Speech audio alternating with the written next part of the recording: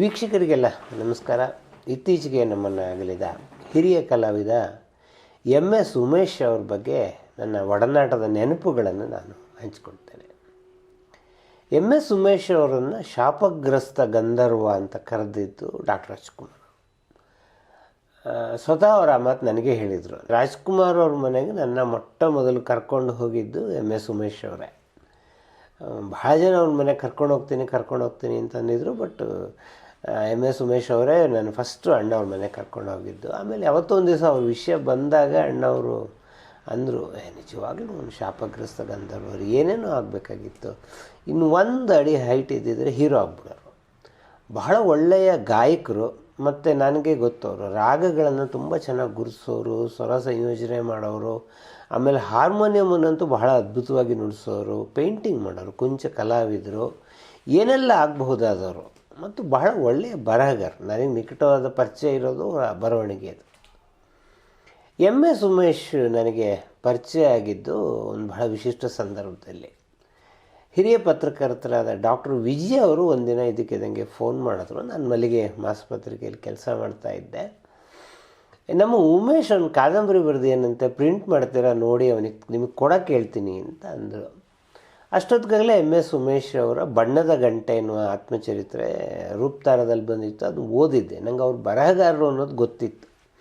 ಮತ್ತು ಅವ್ರನ್ನ ಬರಹಗಾರರು ಮಾಡಿದ್ದೆ ಡಾಕ್ಟರ್ ವಿಜಯ್. ಯಾಕಂದರೆ ಅವ್ರ ಸಿನಿಮಾ ಸೆಟ್ಗಳಲ್ಲಿ ಅಲ್ಲೇ ಯಾರ್ದೋ ಇಂಟ್ರ್ಯೂ ಮಾಡೋದು, ಅಲ್ಲೇ ಒಂದು ನೋಟ್ ಮಾಡೋದು, ಈ ಥರದ್ದನ್ನು ಮಾಡೋರು ಉಮೇಶ್.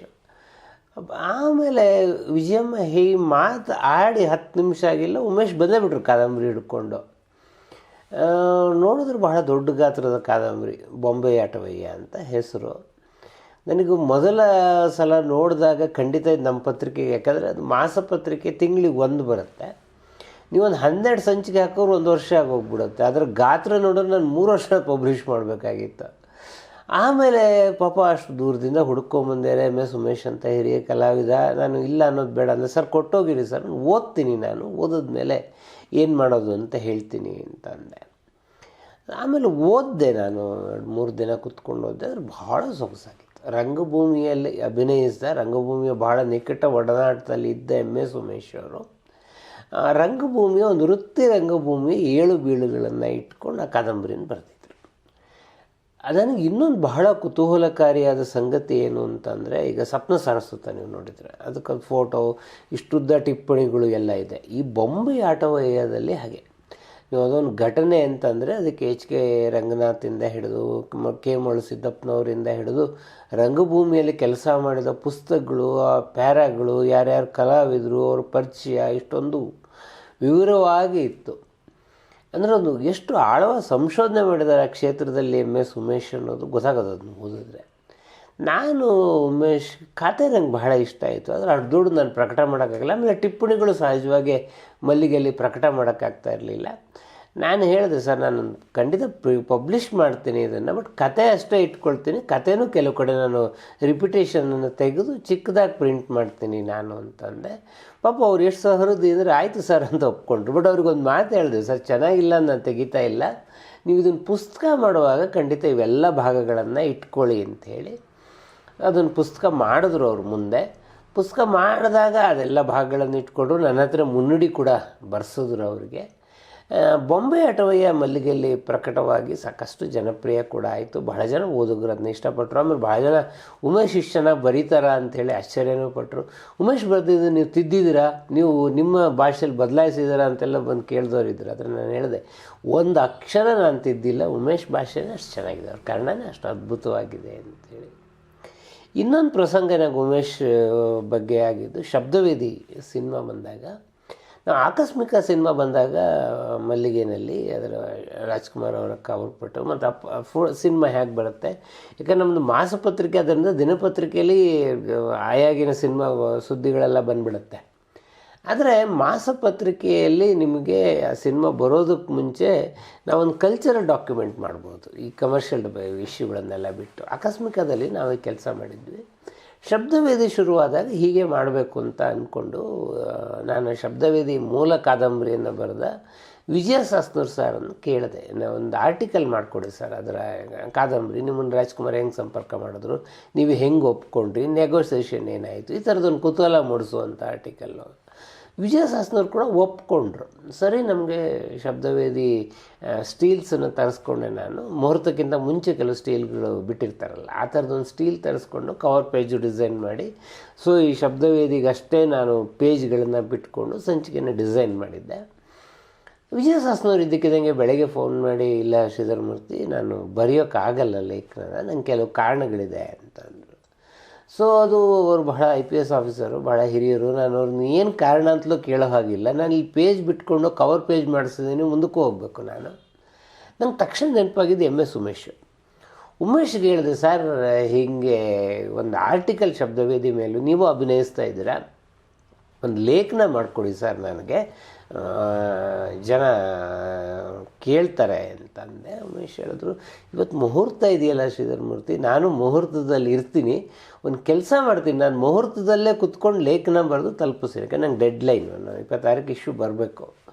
ಸೊ ಈ ಮಾತಿಗೆ ತಪ್ಪದ ಉಮೇಶು ಕಂಠೀರವ ಸ್ಟುಡಿಯೋದಲ್ಲಿ ಮುಹೂರ್ತದಲ್ಲೇ ಕೂತು ಲೇಖನ ಬರೆದು ಬಣ್ಣ ಕೂಡ ಅಳಿಸದೆ ತಂದುಕೊಟ್ರು. ಒಂದು ಬಹಳ ಅದ್ಭುತವಾದ ಲೇಖನ. ಅದರಲ್ಲೊಂದು ಚಿಕ್ಕ ಅಣ್ಣವ್ರು ಇಂಟ್ರ್ಯೂ ಕೂಡ ಮಾಡಿದರು, ಅವರ ಪಾತ್ರದ ಸ್ವರೂಪದ ಬಗ್ಗೆ ಬರೆದಿದ್ದರು. ಅದು ಬಹಳ ಕ್ಲಿಕ್ ಆಯಿತು ಈ ಪ್ರಯೋಗ. ಇದಾದ ಮೇಲೆ ಅವ್ರ ಕಾದಂಬರಿ ಬರುವಾಗಲೆಲ್ಲ ನಮಗೆ ಓದುಗರಿಂದ ಪತ್ರಗಳೆಲ್ಲ ಬರುತ್ತಲ್ಲ, ಚಾಮರಾಜಪೇಟೆ ಕರ್ಬೋವಾಗೆಲ್ಲ ಉಮೇಶ್ ಬರೋರು ಆಫೀಸ್ಗೆ ಬಂದ್ಬಿಟ್ಟು, ನಮ್ಮ ಕಾದಂಬರಿ ಮೇಲೆ ಏನೇ ಲೆಟ್ರ್ ಬಂದಿದೆ ನೋಡಿ ಅಂತ ಅನ್ನೋರು. ಸೊ ಕೆಲವು ಸಲ ನಮ್ಮದೇನೋ ಮೀಟಿಂಗ್ಗಳು, ನಮ್ಮ ಬ್ಯುಸಿ ಇದ್ರು, ಅವ್ರು ಸುಮ್ಮನೆ ಕೂತ್ಕೊಳ್ತಿರ್ಲಿಲ್ಲ, ಬಂದಿರೋ ಕತೆಗಳೆಲ್ಲ ಕೊಡಿ ಓದ್ತೀರಿ ಅಂತ ಹೇಳೋರು.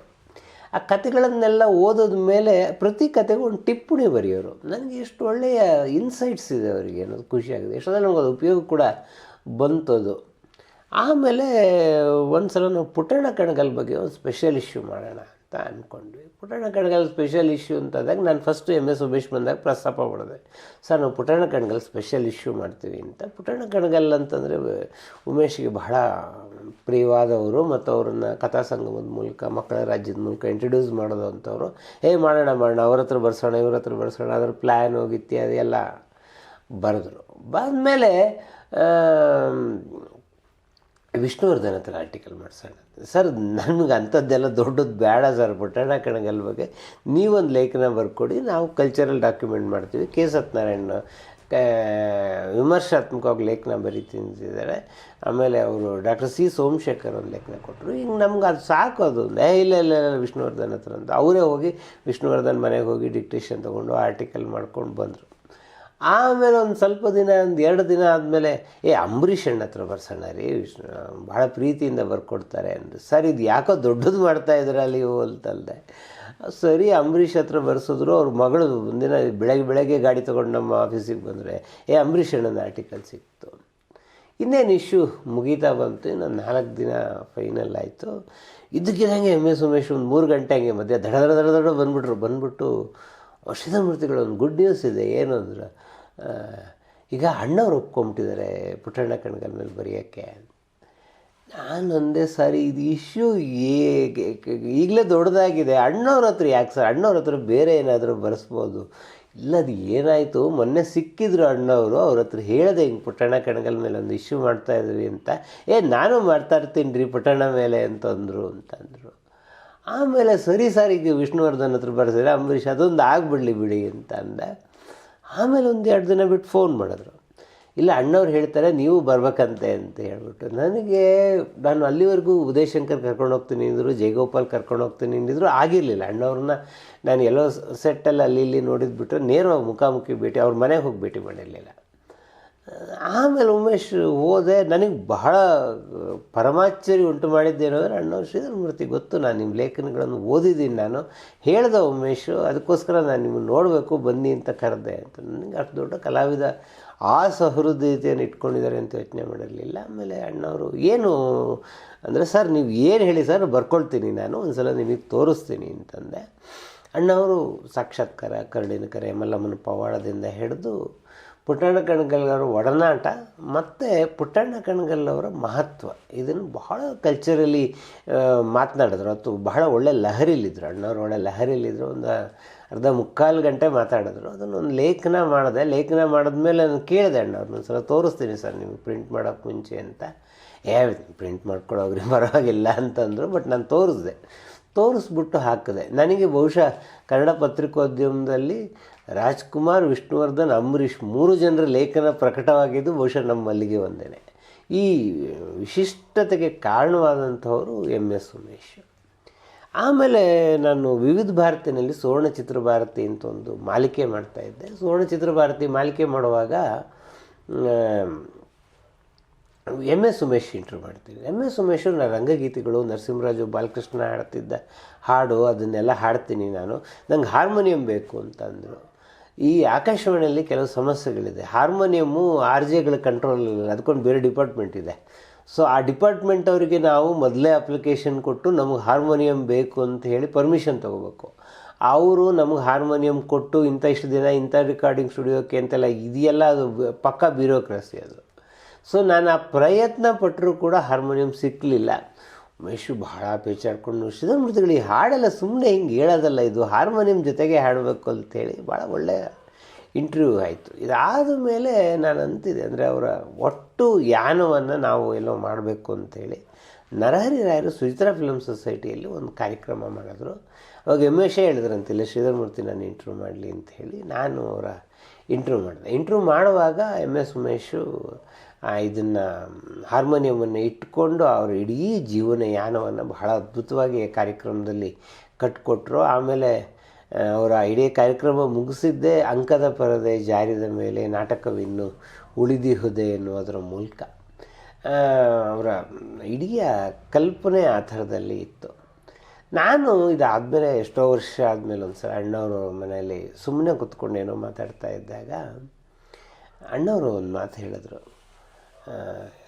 ಈ ಉಮೇಶ್ ಇದ್ದಾನಲ್ಲ, ಇವನು ಏನೋ ಆಗಬೇಕಾಗಿತ್ತು ರೀ. ಸೀತಾಪತಿ ಸಿಟಿ ಲೈಫ್ ಅಂತ ಸೀರಿಯಲ್ ಬರೋದು ಅಣ್ಣವ್ರಿಗೆ ಬಹಳ ಇಷ್ಟ.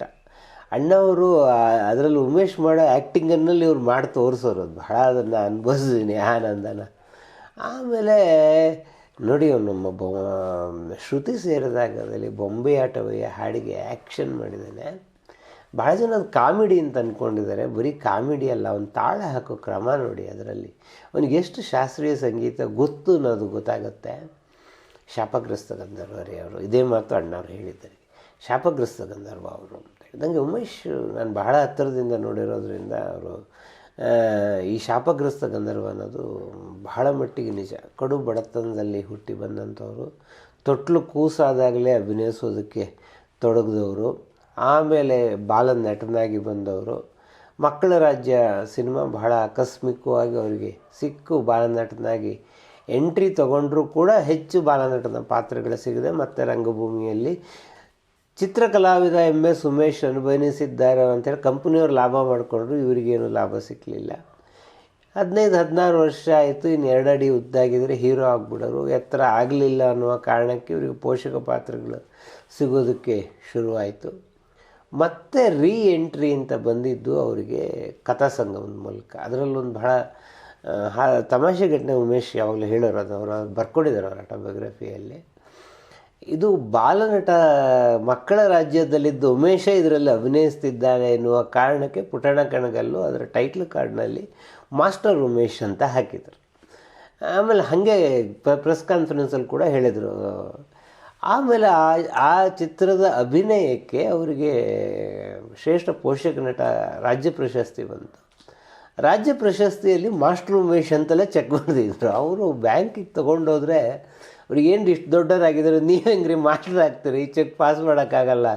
ಇವರು ಮತ್ತೆ ವಾರ್ತಾ ಇಲಾಖೆಗೆ ತೊಗೊಂಡೋಗಿ ಒಂದು 2 ತಿಂಗಳು ಚೆಕ್ ಮಾಸ್ಟರ್ ತೆಗೆಸೋದಕ್ಕಾಗಿ ಒದ್ದಾಡಬೇಕಾಗಿ ಬಂತು ಅನ್ನೋದನ್ನು ಉಮೇಶ್ ಹೇಳೋರು. ಉಮೇಶ್ ಅವ್ರ ಜೀವನದ ಕಷ್ಟಗಳನ್ನೆಲ್ಲ ಬಹಳ ಈ ಥರದ ತಮಾಷೆ ಜೋಕುಗಳನ್ನೆಲ್ಲ ಸೇರಿಸಿ ಮಾತನಾಡೋರು. ಕನ್ನಡ ಸಾಹಿತ್ಯ ಪರಿಷತ್ನಲ್ಲಿ ಡಾಕ್ಟರ್ ರಾಜ್ಕುಮಾರ್ ಅವರು ಅವರಿಗೆ ದಾದಾ ಸಾಹೇಬ್ ಫಾಲ್ಕೆ ಬಹುಮಾನ ಬಂದ ಅಷ್ಟು ಮೊತ್ತವನ್ನು ಒಂದು ದತ್ತಿ ಬಹುಮಾನವಾಗಿ ಇಟ್ಟಿದ್ದಾರೆ. ಡಾಕ್ಟರ್ ರಾಜ್ಕುಮಾರ್ ಸಾಂಸ್ಕೃತಿಕ ಪ್ರಶಸ್ತಿ ಅಂತ ಅದನ್ನು ಕರೆಯುತ್ತೆ. ಅದು ಎಲ್ಲ ಹಿರಿಯ ಕಲಾವಿದರಿಗೆ ಕೊಟ್ಕೊಂಬಂದಿದ್ವಿ ಇದುವರೆಗೂ.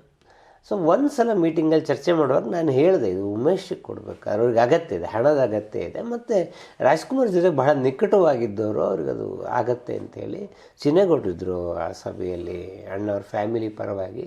ಚಿನ್ನೇಗೌಡರು ಒಂದೇ ಮಾತಿಗೆ ಅಂದರು, ಶ್ರೀಧರಮೂರ್ತಿ ನೀವೇ ನಿಮ್ಮ ಕುಟುಂಬಕ್ಕಾಗಲಿ ಸ್ನೇಹಿತರಿಗಾಗಲಿ ಕೇಳ್ತಾ ಇಲ್ಲ, ನಮ್ಮ ಉಮೇಶಿಗೆ ಕೇಳ್ತಾ ಇದ್ದಾರೆ. ಖಂಡಿತ ಸರ್ವಾನುಮತದಿಂದ ಉಮೇಶ್ ಹಾಗೆ ಆ ಪ್ರಶಸ್ತಿಗೆ ನಾವು ಆಯ್ಕೆ ಮಾಡಿದ್ವಿ. ಆಮೇಲೆ ಬಹಳ ಖುಷಿಯಾಯಿತು. ಅದಾದಮೇಲೆ ಉಮೇಶ್ ಬಗ್ಗೆ ಒಂದು ಫೇಸ್ಬುಕ್ಕಲ್ಲಿ ಒಂದು ಬರೆದೆ, ಅಂದರೆ ನನಗೆ ಎಲ್ಲ ನೆನಪುಗಳನ್ನು ಇಟ್ಕೊಂಡು ಅವರಿಗೆ ಒಂದು ಪ್ರಶಸ್ತಿ ಕೂಡ ಕೊಟ್ಟಿದ್ದೀವಿ ಅಂತೇಳಿ ಬರೆದೆ. ಆಮೇಲೆ ಒಂದು 2 ದಿನ ಆದಮೇಲೆ ಉಮೇಶ್ ಫೋನ್ ಮಾಡಿದ್ರು, ಅಲ್ಲ ನೀವೇನೋ ಫೇಸ್ಬುಕ್ಕಲ್ಲಿ ಬರೆದಿದ್ರಂತೆ, ನಂದು ಮೊಬೈಲ್ ಬೇಸಿಕ್ ಮೊಬೈಲ್, ಅದರಲ್ಲಿ ವಾಟ್ಸಪ್ಪು ಫೇಸ್ಬುಕ್ ಏನೂ ಇಲ್ಲ, ಅದು ಹೆಂಗೆ ನೋಡೋದು ನಾನು ಅಂತ. ನನಗೆ ಇದಕ್ಕೆ ಸೊಲ್ಯೂಷನ್ ಏನು ಅಂತ ಹೇಳಿಲ್ಲ. ಸರ್ ನಿಮ್ಮ ಬೇಸಿಕ್ ಮೊಬೈಲಲ್ಲಿ ಫೇಸ್ಬುಕ್ ತೋರಿಸೋದು ಹೆಂಗೆ ಸಾಧ್ಯ? ಅದು ನಾನು ಕೆಲಸ ಮಾಡ್ತೀನಿ, ನಾನು ಅದಷ್ಟನ್ನು ಕಾಪಿ ಮಾಡಿಬಿಟ್ಟು ಅವಾಗ ಭೂಮಿಗೆ ಬಂದ ಭಗವಂತ ಅಂತ ಸೀರಿಯಲಲ್ಲಿ ಆ್ಯಕ್ಟ್ ಮಾಡೋರು ಅವರು, ನಿಮ್ಮ ಸೆಟ್ಟಲ್ಲಿ ಯಾರಿಗಾದರೂ ಹೇಳಿ ಅವರು ಮೊಬೈಲಿಗೆ ನಾನು ಕಳಿಸ್ತೀನಿ, ನೀವು ಓದ್ಬೋದು ಅಂತ ಅಂದೆ. ಆಮೇಲೆ ಅವಳ ಕೋಸ್ಟಾರ್ ಯಾರು ಇರಬೇಕು, ಹುಡುಗಿ ಫೋನ್ ಮಾಡಲು, ಸರ್ ಉಮೇಶಣ್ಣ ಹೇಳಿದ್ರು ನೀವು ಅದೇನೋ ನನ್ನ ಮೊಬೈಲಿಗೆ ಕಳಿಸಿ ಸರ್, ಅವ್ರಿಗೆ ತೋರಿಸ್ತೀನಿ ಅಂತೇಳಿ. ಆಮೇಲೆ ಅವ್ರ ಮೊಬೈಲಿಗೆ ಕಳಿಸ್ದೆ. ಏನೋ ಕಣ್ಣಲ್ಲಿ ನೀರು ಹಾಕ್ಬಿಟ್ರು, ತುಂಬ ಚೆನ್ನಾಗಿ ಬರೆದಿದ್ರಿ ಶ್ರೀಧರಮೂರ್ತಿಗಳೇ, ಯಾರು ನಮ್ಮನ್ನು ಯಾವುದೋ ಒಂದು ಡಬಲ್ ಮೀನಿಂಗ್ ಜೋಕಲ್ಲಿ ನೆನ್ಪಿಟ್ಕೊಳ್ತಾರೆ, ಈ ಥರದ್ದೆಲ್ಲ ಕಲ್ಚರಲ್ ಆ್ಯಕ್ಟಿವಿಟೀಸ್ ಮೂಲಕ ಬರೆದಿದ್ದೀನಿ ಅಂತೇಳಿ.